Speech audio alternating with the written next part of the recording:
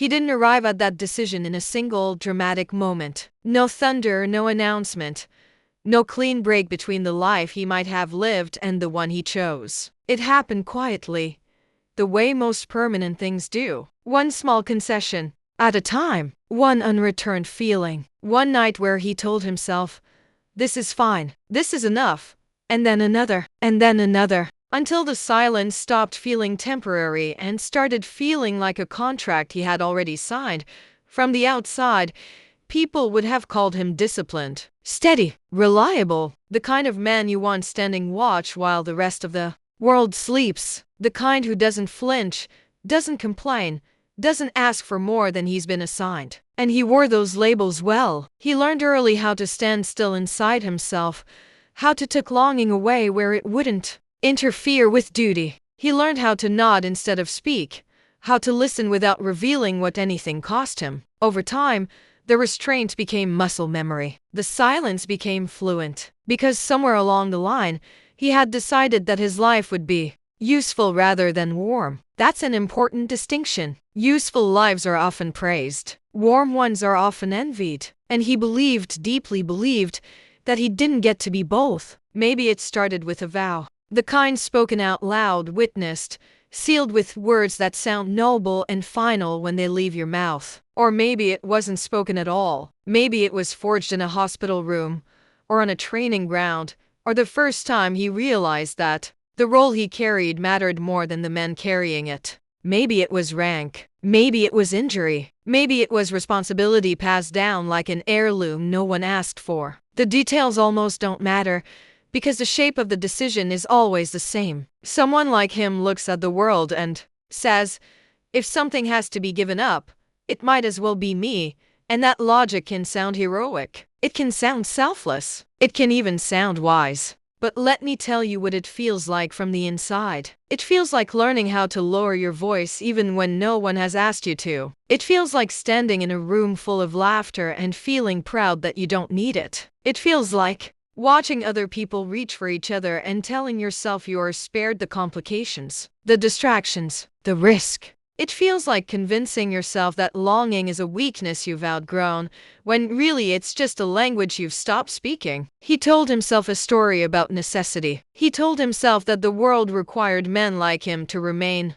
intact, unentangled. That warmth softened judgment. That love introduced variables. That silence, restraint, and obligation were not punishments but tools. Tools to keep the larger structure standing. And to be fair, he wasn't entirely wrong. There are moments in life when duty truly does call louder than desire. Moments when holding the line matters more than holding a hand. Moments when someone has to choose a harder, lonelier path so others don't have to. He understood that. He accepted it. He built his identity around it. But acceptance is not the same as peace. What he didn't admit, not even to himself, was how much effort it took to keep that acceptance in place. How often he rehearsed the reasons. How carefully he avoided situations that might test them. He became very good at leaving rooms just before conversations turned personal. Very good at redirecting questions with humor or professionalism. Very good at appearing complete while quietly sealing off the parts of himself that still wanted more. And those parts didn't disappear. They waited. They waited in the pauses between words. In the way his gaze lingered half a second too long on things he claimed not to miss. In the ache that surfaced late at night, when the world finally stopped asking things of him and there was no one left to perform for. That ache never demanded much. It didn't scream. It didn't sabotage. It simply reminded him, again and again, that a life of duty still has a heartbeat underneath it. He told himself that warmth was a luxury, that love was something you earned after the work was done. And since the work was never done, the conclusion was obvious. He would live clean, controlled, uncomplicated. He would give everything that mattered to the cause, the role, the mission, and keep nothing that might pull him away from it. There is a particular kind of loneliness that comes from being admired but not known, from being trusted with responsibilities but not with tenderness. From being the person everyone relies on while no one rests against you. He carried that loneliness like part of the uniform. Heavy, yes, but familiar. And familiar weights feel safer than uncertain freedoms. So when people asked him if he ever wanted more, he smiled. When they joked about his silence, he let them. When they assumed he was built differently, that he didn't need what others needed, he didn't correct them. Correcting them would have required language he'd already surrendered. And here's the quiet truth I want you to hear.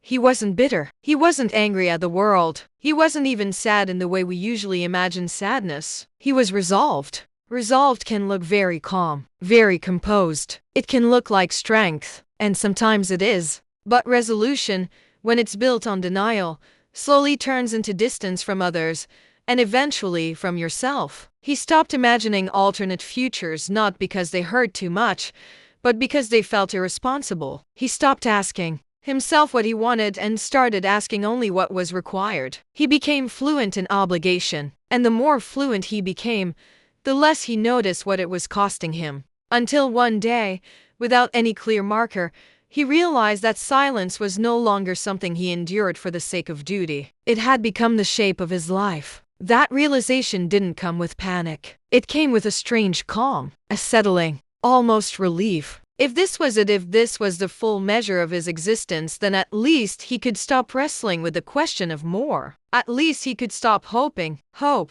after all, is what makes sacrifice feel heavy. So he braced himself. That's the phrase that matters. He braced himself for a life of silence and duty the way you brace for cold. You don't expect the cold to end. You just adjust. You layer up. You move efficiently. You stop imagining warmth as a necessity and start treating it like a memory from another season. He told himself he could live this way. And he was right. He could. People live this way all the time. They build impressive, functional lives around what they've chosen not to feel. They serve. They endure. They do good work. And they are praised for it. But endurance is not the same thing as fulfillment. And service, however noble, does not erase the human need to be met somewhere, by someone, without pretense. Still, at this point in the story, he didn't know that yet. All he knew was that his path was set. His role was clear, and his heart, whatever softness it once held, would have to stay quiet. He believed that was the price of being reliable, of being necessary, of being the kind of man the world could count on. And so he stood there, steady and composed, having made peace with the idea that his life would be useful rather than warm, silent rather than shared. He believed the decision was final. He believed the door was closed. What he didn't realize, what none of us ever realize at the moment we brace ourselves, is that bracing is not the same as being finished. It's just what we do right before something tests the strength of what we think we've accepted. And the story, though he couldn't hear it yet, was already moving toward him. She didn't announce herself as a turning point. That's never how it happens. Turning points rarely knock. They slip in sideways, disguised as coincidence, disguised as someone you think you already understand. And because he had trained himself to expect disruption to be loud and obvious, he almost missed the danger entirely. She arrived into a world that was already rigid by design. Every hour accounted for, every interaction efficient, every emotion filtered through usefulness before it was allowed to surface. His life ran on quiet rules he had written for himself long ago. Don't linger. Don't attach.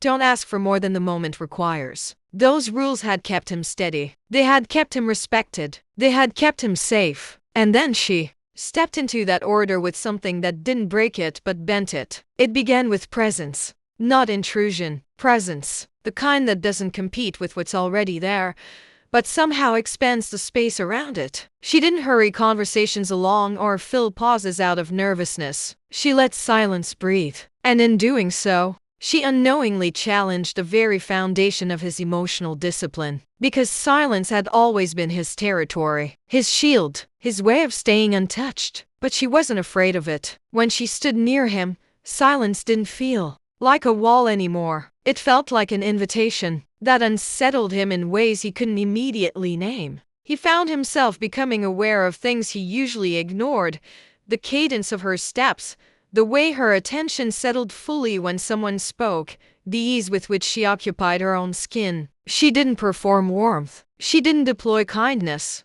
strategically. She simply was. and that authenticity made his careful restraint feel suddenly visible. She asked questions that didn't seek outcomes, questions that weren't designed to extract information or advance an agenda, questions that suggested curiosity without "what made you choose this?" Not "why did you?" Not "do you regret it?" Just a gentle opening, left wide enough for him to step into or pass by. He passed by, of course. He answered with facts, timelines, practicalities. The safe, well-worn explanations he had given so many times they no longer felt connected to him. He expected her to nod and move on. She nodded, but she didn't move on. Later, she referenced his answer casually, thoughtfully, as if she had been listening not just to the words, but to the shape of what he avoided, as if she understood that what he said was not the whole story. And that was all right. That was when he first felt it. The faint internal shift, like a locked door realizing it had been left unlocked, just a crack. Her kindness wasn't dramatic. It didn't overwhelm him or demand reciprocity. It showed up in small calibrations. She matched his pace. She respected his boundaries without treating them as instructions. She remembered details he hadn't realized he'd revealed. She didn't ask him to be more open, she simply made openness feel less dangerous. And for someone who had built his life on emotional risk management, that was destabilizing. He began to notice how his body responded to her before his mind could intervene, how his attention sharpened in her presence, how his habitual detachment softened without conscious permission. He caught himself almost laughing once, an unguarded sound that surprised them both. He recovered quickly, but the moment lingered, humming quietly beneath his composure. He told himself to be careful. He told himself that this was exactly how things went wrong. That curiosity led to familiarity, familiarity to attachment, attachment to vulnerability, and vulnerability for him was not a neutral state. It was a liability. He had learned that lesson early, learned it well, paid for it dearly. So he reinforced the distance. He reminded himself of the structure he had chosen. He returned to formality. He shortened interactions. He watched himself with the vigilance of someone guarding a border, but she didn't push against that tightening. She adjusted again. That was her gift and her danger. She had an instinct for meeting people where they were without surrendering her own warmth in the process. She didn't mirror his withdrawal, and she didn't challenge it. She simply remained herself, present, curious, kind within the new parameters he set. And that forced him to confront something uncomfortable. Distance didn't make her disappear. It only made her more noticeable. Because now he was aware of the effort it took to maintain the separation. A subtle tension settled into him, the kind that comes from holding two opposing truths at once. He wanted the space. He needed the space. And yet, every time he enforced it, something in him tightened in protest. He began to understand that the feelings stirring in him were not sudden. They had been buried, not erased. Longing, tenderness, the desire to be understood without explanation, these weren't new. They were old companions he had taught himself not to recognize. She hadn't created them. She had uncovered them. And uncovering is always more frightening than creating, because it strips away the illusion of control. There is always a moment when he realized the ground beneath him had shifted. It happened during an ordinary exchange. Nothing confessional, nothing charged, just a brief overlap of attention, a shared acknowledgement of something small and human. And in that instant, he felt it clearly, the warmth, not attraction, not infatuation, warmth, the kind that spreads slowly, the kind that doesn't ask permission, the kind that makes entrance feel less noble and more lonely by comparison. He felt it. And immediately, instinctively, he tried to suppress it, because warmth threatens the stories we tell ourselves about necessity. It introduces the possibility that what we accepted as inevitable might have been negotiable. And for someone who had built his identity on acceptance, that was deeply unsettling. He started remembering things he had stopped remembering, versions of himself he had archived as irrelevant, the way he used to speak more freely, the way he once believed that connection didn't have to compete with responsibility. Those memories returned not as nostalgia, but as questions. What if silence was not the only way to be strong? What if duty didn't require the absence of Joy? What if he had mistaken survival for wholeness? Those questions hovered at the edges of his consciousness, never fully formed, but impossible to ignore. And every time she entered the room, they grew louder, not because she asked them, but because her presence made them reasonable. She treated him as if he were more than his function, not in words, but in attention. She listened to the spaces between his sentences. She noticed when his tone shifted. She responded to him as a person rather than a position. And that did something dangerous. It made him want to be that person. He found himself anticipating her reactions, not planning, not strategizing, just a quiet awareness of how moments might land between them. He caught himself holding thoughts he would have once dismissed simply because he wondered what she would say. He began to experience something he had almost forgotten how to recognize: ease. Ease had no place in his carefully calibrated life. Ease made him careless. And yet, with her, ease didn't lead to recklessness. It led to presence. That was the contradiction that undid him. She didn't pull him away from his duty. She didn't ask him to abandon his structure. She didn't compete with the life he had chosen. She coexisted with it. And that coexistence was the real threat. Because if warmth could exist alongside discipline, if curiosity could live inside restraint, then the rigid separation he had relied on began to feel less like wisdom and more like fear. He resisted that conclusion with everything he had. He reminded himself of the cost of attachment, of the risks, of the responsibilities he carried. He told himself that awakening feelings long buried was not a gift, but a disruption, that it was better to maintain control than to indulge possibility. But the feelings didn't care about his arguments. They showed up anyway, in the way his focus fractured when she was near, in the way her absence registered as a faint but persistent ache, in the way he began to feel more like himself in her presence than he had in years. And that realization scared him more than loneliness ever had. Because loneliness was familiar. Loneliness was manageable. Loneliness could be justified. But this was awakening. This was the slow, unmistakable reactivation of parts of him he had put to sleep for the sake of duty. Parts that now stretched and stirred, confused but alive, responding to kindness like skin remembering warmth after long exposure to cold. He didn't know what to do with that. So he did what disciplined men do when the inner world becomes unruly. He tightened control. He reasserted boundaries. He retreated into professionalism. He reminded himself that feelings are not commands. That just because something awakens doesn't mean it deserves action. And still something had changed. Because awareness cannot be undone. He now knew that his emotional distance was not the absence of feeling, but the active suppression of it. He knew that what he had called peace was, at least in part, numbness. And he knew that she had not invaded his world, she had simply illuminated it. That illumination lingered even when she wasn't there. It followed him into quiet moments, into routines that once felt complete, into nights when silence pressed in more heavily than before. And in that silence, he could no longer tell himself the same story with the same conviction. He had braced himself for a life of silence and duty, believing that nothing could reach him there, that once he accepted the terms, the longing would eventually fade. But here she was unplanned, unassuming, and utterly disruptive, not because she demanded his heart, but because she reminded it how to beat. And the story, now fully awake, was no longer asking whether he could endure this life. It was asking whether he could continue to endure it unchanged. It didn't happen all at once. It never does. Intimacy rarely arrives with declarations or dramatic confessions. Most of the time, it slips in through the cracks we didn't know were there, carried on moments so small they feel almost forgettable until you realize they're the only ones you remember. For him, it began with glances, not the kind that linger too long or demand explanation. Just brief overlaps of attention. Half seconds where their eyes met and something unspoken passed between them. A recognition. A quiet acknowledgement of shared presence. And each time it happened, he felt that subtle internal shift again, like a dial turning just enough to register warmth. He told himself it meant nothing. He told himself that noticing someone doesn't equal needing them. That connection doesn't require surrender. That he could allow these moments to exist without letting them take root. But moments don't ask permission to take root. They simply do, if the soil has been waiting long enough. And his had.